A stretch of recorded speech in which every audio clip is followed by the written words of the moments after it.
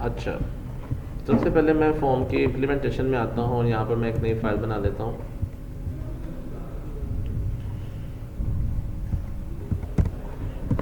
form.html।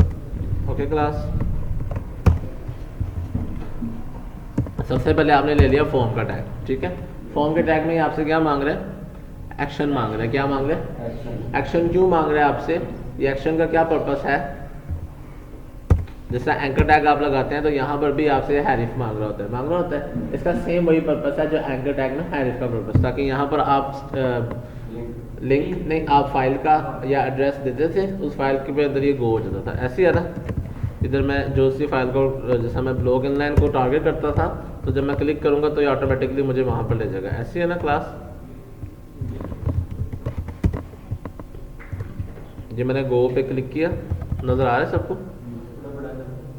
वैसे पता चल रहा है ना, यहाँ कुछ लिखा हुआ है, गो पे क्लिक किया, ये आउटपुट आ गया। बात समझ आ गई? ये जैसे लिंक चलता था, इसी तरह से यही काम है हमारा, स्पेसिफिकली एक्शन का भी काम। इधर भी मैं यही कर देता हूँ, मिसाल के तौर में कहता हूँ ब्लॉग इनलाइन की फाइल पे चल जाना, ओके। लेकिन अगर मैं अभी रिफ्रेश करूँगा तो मेरे पास आउटपुट में कुछ भी नहीं आ रहा, कुछ भी नहीं आ रहा ना, क्योंकि मैंने खाली टैग रखा हुआ है, इस वजह से नहीं। अच्छा, इसके लिए ये है कि अगर आप मैंने इस फाइल पे हिट करवाना है, इसके लिए मुझे फॉर्म के अंदर एक एलिमेंट लेना पड़ेगा। इनपुट पहले एलिमेंट है, ठीक है, उसकी टाइप देनी पड़ेगी सबमिट। कौन सी टाइप देनी पड़ेगी? अब अगर मैं रिफ्रेश करूँ, सबमिट लिखा हुआ आ गया, और मैं सबमिट पे क्लिक करूँ, मुझे उस फाइल पे ले आया, सेम वही काम हुआ जो एंकर टैग कर रहा था। तो सर दोनों में फ़र्क क्या है? एंकर टैग और इसमें फ़र्क क्या है? जो हमारे पास फॉर्म है, ये सिर्फ उस फाइल पे जाता नहीं है बस, बल्कि उस फाइल पे डाटा भी लेकर जाएगा। उस फाइल पर जो फॉर्म आपसे डाटा लेगा ना, वो अगली फाइल पे वो डाटा लेकर भी जाएगा। ये हमारे आगे अगले टॉपिक्स में हम इस चीज़ को देखेंगे। अभी के लिए बस इतना समझ लें, ठीक है। जो लिंक है वो भी डाटा लेके चला जाता है, उसका भी तरीका एक हमारे पास इस्तेमाल होता है कि हम लिंक के जरिए भी अगली फाइल पर डाटा भेज सकते हैं, ठीक है, और फॉर्म के जरिए भी भेज सकते हैं। फॉर्म के तरीके थोड़ा सा पोस्ट और गेट, दो तरीके आ जाते हैं। लिंक में सिर्फ हमारे पास गेट वाला तरीका होता है। इसको हम डिस्कस करेंगे आगे जाके। यहाँ तक क्लियर? अच्छा, यहाँ पर इनपुट के अंदर मैंने क्या करता हूँ, सबसे पहले मैं इनपुट को थोड़ा सा एक्सप्लेन कर देता हूँ। फॉर्म हमारे पास वो पेरेंट एलिमेंट है जिसके अंदर हमने इनपुट्स के टैग लगाने हैं, ठीक है। अच्छा, इस फॉर्म के अंदर जैसे हम आते हैं तो हमारे पास फॉर्म के कुछ एट्रीब्यूट्स और फॉर्म के कुछ एलिमेंट्स। एट्रीब्यूट्स का मतलब, एट्रीब्यूट सबको क्लियर है ना? HTML के एट्रीब्यूट सबको क्लियर है। इसका मतलब फॉर्म के एट्रीब्यूट्स कौन से होंगे, जल्दी से बताएं। एट्रीब्यूट्स किसे कहते थे? जो किसी भी एलिमेंट के स्टार्टिंग टैग में जो डिफरेंट किस्म के हम ये ऐड करते थे। ये एक्शन एक क्या है? एट्रीब्यूट है, और एलिमेंट यहाँ पर क्या है? फॉर्म, ठीक है। तो अब फॉर्म के एट्रीब्यूट्स का टॉपिक है, इसका क्या मतलब होगा कि कितने फॉर्म के अंदर एट्रीब्यूट आ सकते हैं। बात समझ लगी? क्लियर? तो वो कितने हैं, वो हमारे पास सबसे पहला एक्शन आ गया, एक्शन वाला क्लियर हो गया बात, ठीक है। दूसरा हमारे पास टारगेट आ जाता है। क्या आ जाता है? टारगेट। एक्शन में आप भी चलेगा, एक्शन में नहीं देंगे तो फिर अगले कहाँ चलेगा, वो कहाँ जाएगा? हाँ, डिस्प्ले तो उस इसका डिस्प्ले तो आ जाएगा ना, लेकिन जब आप सबमिट करेंगे तो आगे तो कहीं नहीं जाएगा ना। समझ आ गई? Very good. अच्छा, टारगेट के अंदर हमारे पास क्या है कि ये बताना कि जब मैं सबमिट का बटन दबाऊं तो ये अगली फाइल नया पेज खुले या इसी पेज के अंदर खुल जाए। बात समझ लगी कि नहीं? कि यही पेज, जैसा मिसाल के तौर पे हम करते भी हैं। अच्छा, इसमें ये हमारे पास 5 कुछ आ रहे हैं। सबसे पहला आ रहा है ब्लैंक। ब्लैंक का मतलब है ये क्या करेगा? न्यू विंडो और टैब पे ओपन कर देगा, ठीक है। उसकी आउटपुट जो है वो नया टैब खुल जाएगा। लेकिन अगर हम सेल्फ करते हैं तो वो हमारे पास उसी एलिमेंट के अंदर खुल जाएगा। क्लियर? अच्छा, ये दो ही हमारे पास ज़्यादा इस्तेमाल हो रहे होते हैं, पेरेंट, टॉप और फ्रेम नेम। ये है कि आपने जिस फ्रेम के अंदर, जिस पेरेंट के अंदर आपने डिव को रखा हुआ है, या टॉप भी यही काम करता है, वो उसके अंदर उसको डिस्प्ले को शो करवा देगा। बात समझ आ गई? क्लियर?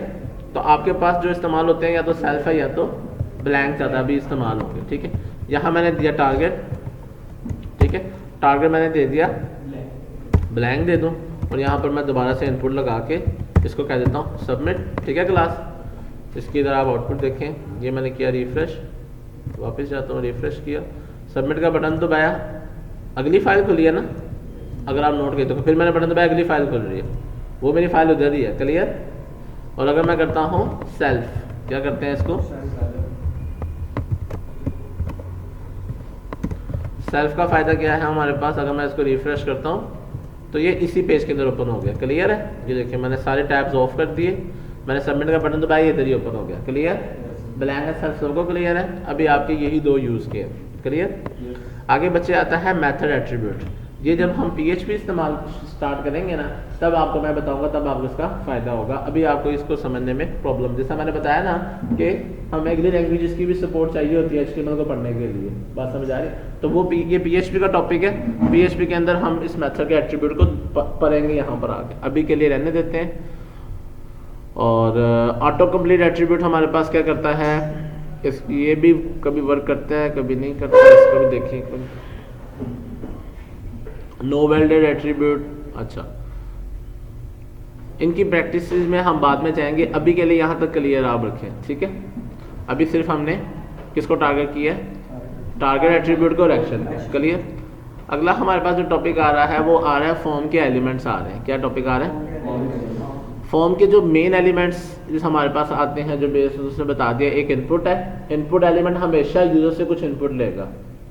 इनपुट एलिमेंट हमेशा यूजर से, वो टेक्स्ट की फॉर्म में भी हो सकती है, वो इमेज की फॉर्म में भी हो सकती है, वो चॉइस भी हो सकती है, वो सिलेक्शन भी हो सकती है, चॉइस इन दो में से कोई एक सिलेक्ट करें। वो ऑप्शंस भी हो सकती है, 10 ऑप्शन हो सकती हैं, उनमें से कोई एक सिलेक्ट करें। चेक बॉक्स हो सकते हैं, रेडियो बटन हो सकते हैं। जिस भी जरिए से वेबसाइट के अंदर HTML में इनपुट करवाया जाता है, वो सारे तरीके इनपुट, डेट टाइम भी, बिल्कुल बच्चा, जो भी तरीका मैंने कह दिया जिसके जरिए भी आप यूजर से इनपुट लेते हो मेंशन करवाने के लिए, उसके लिए हम इनपुट का टैग इस्तेमाल करेंगे। क्लियर? दूसरा हमारे पास अब्दुल्ला आता है लेबल का टैग। लेबल का टैग हमारे पास किस लिए इस्तेमाल होगा, जब भी आपने किसी इनपुट को एक्सप्लेन करना है कि ये इनपुट क्या काम करेगी। जिस तरह आप नेम लेना चाह रहे हो तो आप उसके ऊपर लिखोगे एंटर योर नेम। आप चॉइस पूछना चाह रहे हो तो आप कहोगे कॉफ़ी लेनी है या टी लेनी है। तो कॉफ़ी जो आप प्रिंट करवाओगे वो आपके पास किस तरह से आ रहा होता है, लेबल की फॉर्म में। लेबल हेल्प करता है इनपुट को और एक्सप्लेन करने के लिए। क्लियर हो रही है मेरी बात? अच्छा, उसके बाद आता है हमारे पास सेलेक्ट आता है, टेक्स्ट एरिया है, बटन है, फील्ड टेक्स्ट है। ये डिटेल्स में आप चले जाए तो ये आपके इनकी प्रैक्टिस आपकी बड़ी लॉन्ग है, इनकी आपने सबकी आपने प्रैक्टिस करनी है। सेलेक्ट हमारे पास एक एरिया आ जाता है, टेक्स्ट एरिया आ जाता है, जहाँ पर हम टेक्स्ट इनपुट कर सकते हैं। मेन आपके जो सबसे ज़्यादा यूज होने वाले हैं वो भी आपके ये दो रहेंगे। बात समझ आ गई? लेकिन legend, data list, output, option, ये आपने लेकिन सबकी प्रैक्टिस करनी है। मैंने आपको बताया कि हम अपने कोर्स के साथ साथ भी चलेंगे, साथ आपको मैं मेंशन करता जाऊँगा। ये सारी एक्स्ट्रा थिंग्स हैं, इनके ऊपर आप जरूर प्रैक्टिस करें। लेकिन अभी हम बेसिक में इन दोनों को देखेंगे। Clear class? सबसे पहले इनपुट पे आ जाएं। इनपुट क्लियर हो गया। इनपुट और लेबल लगाने का तरीका क्या है ये आप यहाँ से भी देख लें और मैं आपको इधर आके भी एक्सप्लेन कर देता हूँ। यहाँ तक क्लियर था क्लास? फॉर्म बनाना सबको आ गया। यहाँ पर आके मैं लेता हूँ इनपुट का टैग। उस इनपुट के टैग के लिए मैं क्या करता हूँ, मैंने यहाँ पर दिया इनपुट। उसने मुझसे कौन सा एट्रीब्यूट पूछा है, टाइप का। कौन सा एट्रीब्यूट पूछा है, टाइप का। मतलब क्या है कि आपने इस इनपुट की क्या टाइप रखनी है। अगर मैं इसको कंट्रोल स्पेस प्रेस करता हूँ तो वो कह रहा है बटन करोगे बटन बन जाएगा, चेक बॉक्स करोगे तो चेक बॉक्स बन जाएगा, कलर करोगे तो कलर, यानी कि कलर इनपुट लेगा। डेट करेंगे तो डेट इनपुट लेगा, डेट एंड टाइम कहेंगे तो डेट एंड टाइम लेगा, ईमेल करेंगे तो ईमेल इनपुट लेगा, फाइल करेंगे तो फाइल इनपुट लेगा, हिडन करेंगे हिडन हो जाएगा, इमेज करेंगे इमेज इनपुट लेगा। बात समझ आ गई? सिर्फ मंथ करेंगे तो मंथ इनपुट लेगा, number, password, radio, range, reset, search, submit, ये तमाम एट्रीब्यूट्स की वैल्यू आ गई हैं जितनी भी इस्तेमाल हो सकती है। ठीक है, ऑल पॉसिबल आ गई हैं। मेन जो थी वो यहाँ तक थी, आगे उसकी अपनी जनरेटेड वैल्यूज आ गई हैं। मेन आपकी यहाँ पर थी। क्लियर?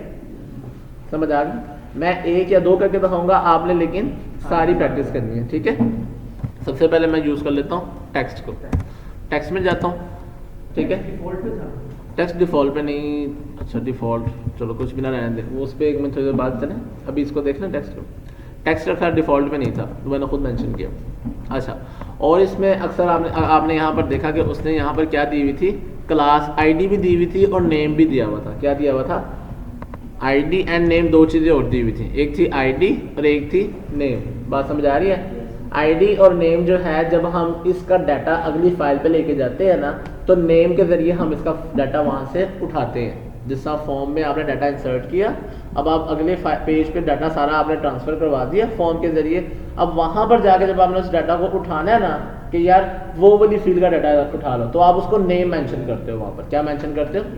यहाँ पर नेम बनाने का पर्पस, अगर अभी आपको ये बात नहीं भी समझ आती तो PHP